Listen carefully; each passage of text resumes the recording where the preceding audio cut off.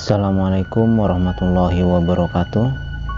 Perkenalkan, nama saya Badrus Samsi yang akan menemani teman-teman di kisah-kisah horor yang ditulis oleh Nana Samsi.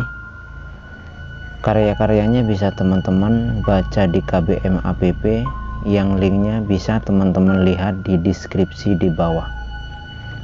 Baiklah teman-teman, kali ini saya akan membacakan sebuah kisah yang berjudul Bapakku Dukun dengan subjudul Kematian yang Tak Wajar. Jangan lupa klik tombol subscribe-nya dan aktifkan loncengnya agar teman-teman tidak ketinggalan cerita-cerita dari saya. Baiklah teman-teman, saya akan memulai ceritanya. Selamat mendengarkan.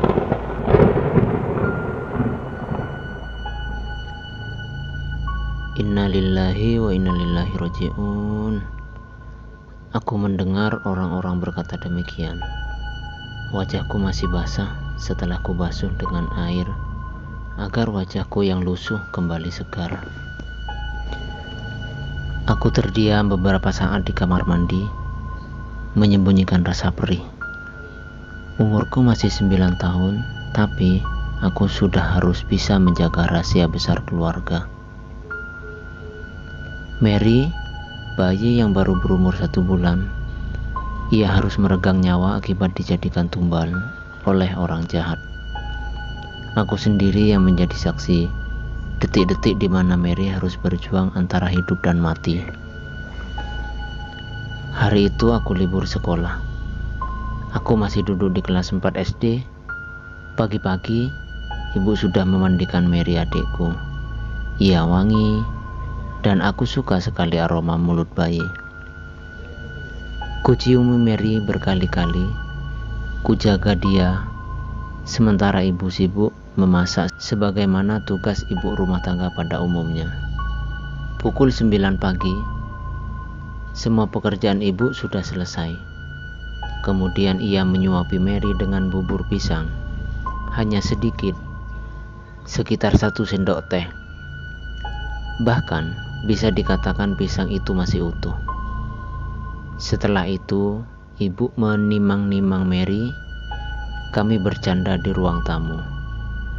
Assalamualaikum. Terdengar suara Bu Bidan, membuat kami sontak menoleh bersama ke arah pintu.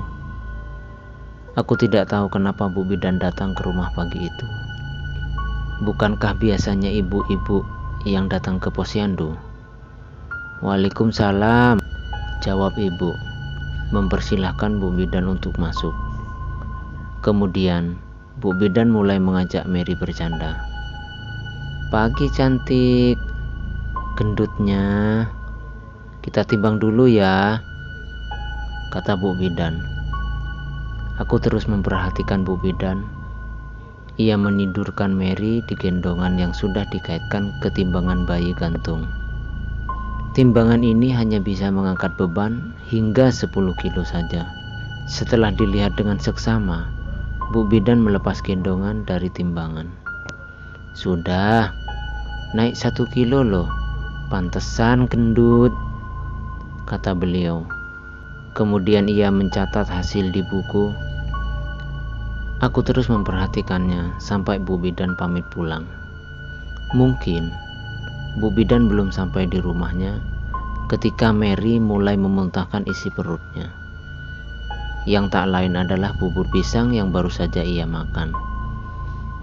Duh, makan sedikit udah dimuntahin, peki ibu. Ia segera mengganti baju Mary yang terkena muntahan. Sudah cantik lagi, kata ibu. Namun, hal itu tak berlangsung lama. Mary kembali memuntahkan bubur pisang itu untuk yang kedua kalinya. Semua masih nampak normal dan baik-baik saja. Sampai akhirnya Mary muntah untuk yang ketiga kalinya. Di sini aku menganggap wajar paling ibu. Duk, tolong panggil bapakmu. Adik kok kumoh terus? Apa dia pusing habis ditimbang? Titah ibu. Aku langsung berlari ke belakang mencari bapak yang lagi sibuk membersihkan kandang kambing.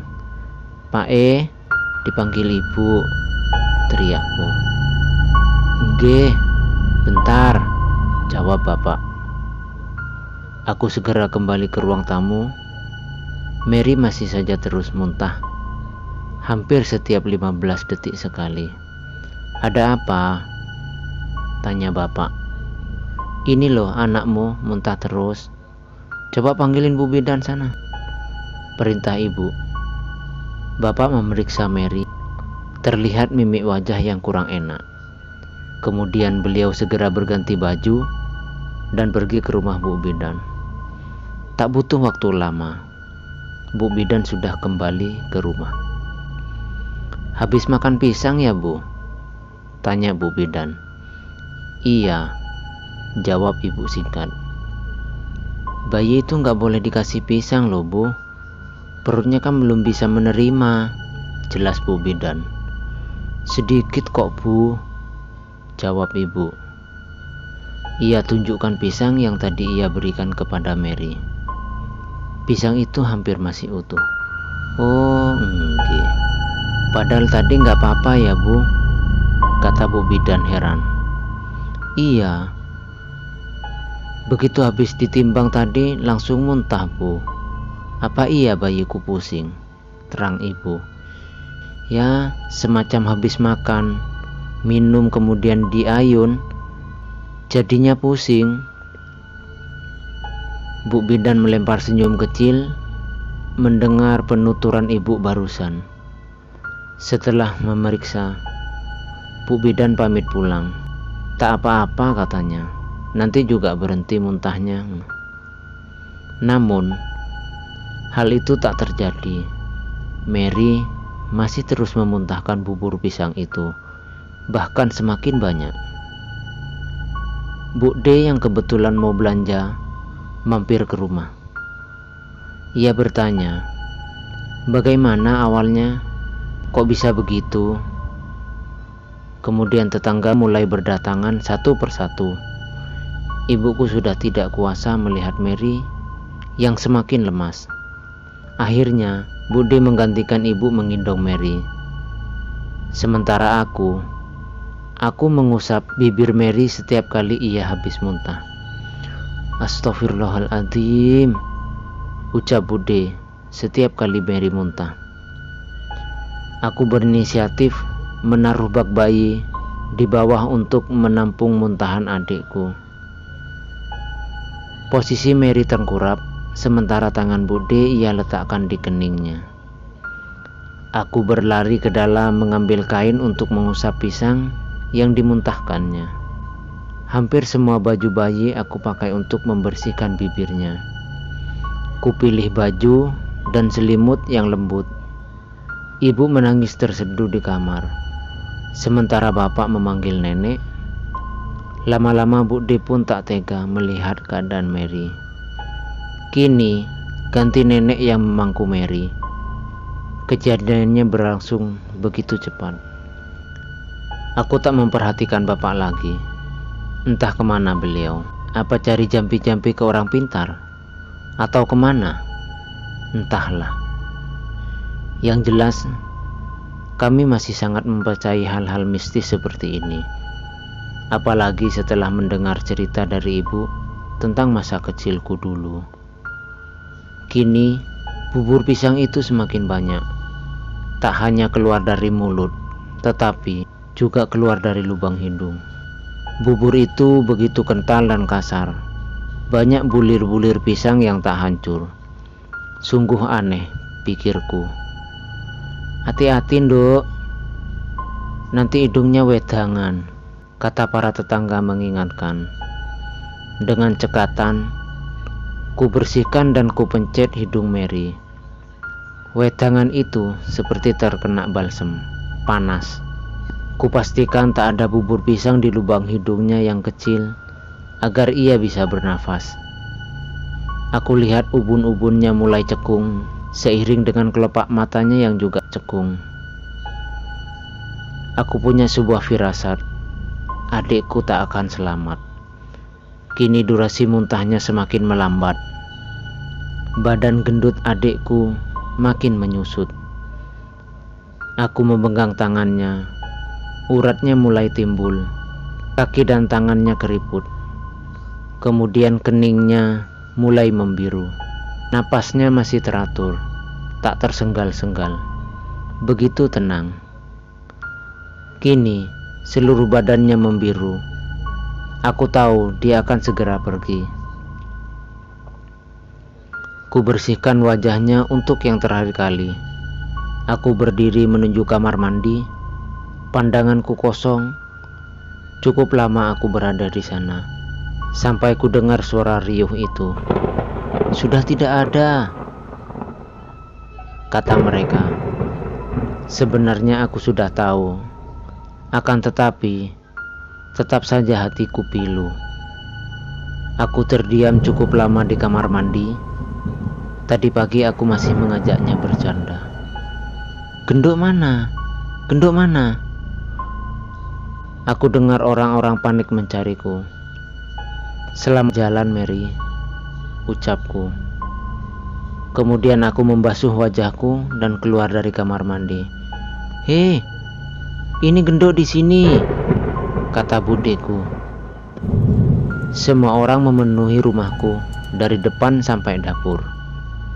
Sebagian lagi mencoba menenangkan ibu yang baru saja sadar dari pingsan.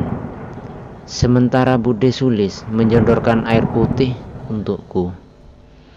Aku berjalan pelan menengok ibu di kamar. Kemudian aku ke ruang tamu. Mary sudah tidur dengan tenang di atas meja dengan kain jarik sebagai alas dan selimut yang menutupi tubuh kecilnya. Bubur pisang sebanyak bak mandi mengganjal pikiranku. Perut adikku hanya sekecil itu. Kalau bubur itu aku kembalikan ke perutnya, tentu tidak akan muat. Kematiannya sungguh tak wajar. Aku mengutuk orang yang telah berbuat jahat kepada adikku. Aku tidak tahu apakah ada yang sadar mengenai hal itu. Kutatap bak berisi bubur pisang yang dimuntahkan adikku, yang kini diletakkan di bawah kursi. Hanya dalam waktu tak lebih dari 2 jam, ia sudah membunuh bayi mungil itu. Aku terus mengikuti setiap prosesnya, mulai dari Mary dimandikan, dikafani, sampai ia diberangkatkan ke kuburan untuk dimakamkan. Aku lihat semuanya. Sampai hari ini, aku tidak pernah melupakan peristiwa itu, di mana adikku tersiksa di depan mata kepalaku. Orang jahat itu, aku tahu siapa dia. Wanita iblis. Aku calon tumbal pesugihan yang berhasil selamat.